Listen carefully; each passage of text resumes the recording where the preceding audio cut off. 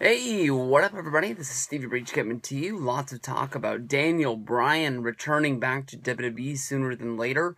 Lots of talk came up buzzing about this when people were looking at the WWE European Tour schedule, which was coming up. And on that tour was Daniel Bryan. Lots of people immediately started to think that Daniel Bryan would be returning to wrestling, and he would be added to the main roster, and we would be able to see him wrestle once again. Daniel Bryan has been a big missing piece of WWE. He suffered a concussion this year after WrestleMania. I believe it was on SmackDown in Bakersfield, and immediately was taken off television. He was taken off of the European Tour.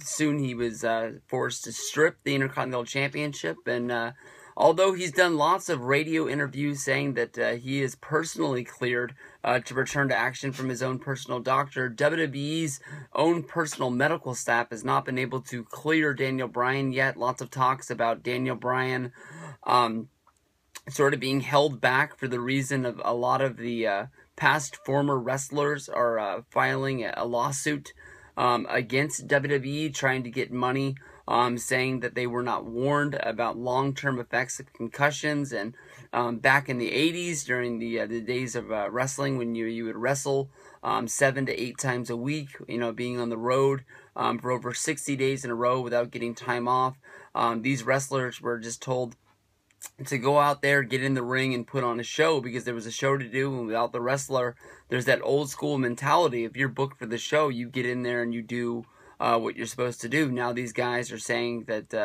they're not rich. Their head hurts.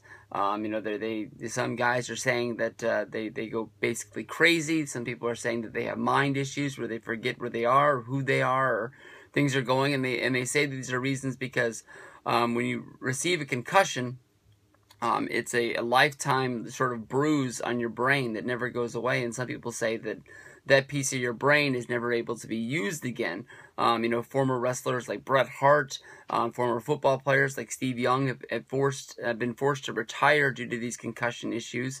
The Wrestling Observer, Dave Meltzer, has gone on the record basically saying that the reason why he thinks Daniel Bryan is being added to the European Tour, not is that he's going to be returning to wrestling, is that he's going to be used as sort of a general manager or the guy in charge of the European Tour. He comes out, he makes the decisions. Maybe he, I guess you can say that Seth Rollins is the main heel. Seth Rollins cheats in his match, and Daniel Bryan comes out and says that he's the guy in the authority, and that the match is going to restart. Is now no disqualification. He sort of welcomes everybody, sort of like a Monday Night Raw guest host would be, or The Rock at WrestleMania 27 as the guest host would be.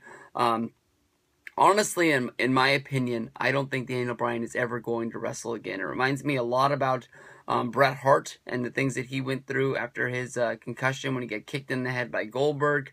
If you want to hear Honky Tonk Man's thoughts, I definitely think that you should look up on YouTube Honky Tonk Shoots on Bret Hart, where he talks about how Bret Hart didn't want to wrestle Honky Tonk Man because his style was too soft. He liked a really hard style, and he's like, well, how you think about Goldberg kicking you in the head? Now you can't even get your dick hard. I don't know why I threw that in there, but that's what Honky Tonk Man says. I wanted you to go watch the video on your own. It's funnier when he says it, but, well, I don't know, man. I hope that Daniel Bryan comes back. I still have the Daniel Bryan plaque. I don't know why I'm moving the computer when I can just move my phone up there. Boom. On the wall. One of my favorite wrestling moments of all time and of all my WrestleMania trips. Daniel Bryan winning the championship, beating Triple H, and then, going on and beating Batista and beating Randy Orton. I've been at WrestleManias when there's been other title changes. I saw Cena beat Batista. I guess it wasn't for a championship, but I saw Rock beat Cena.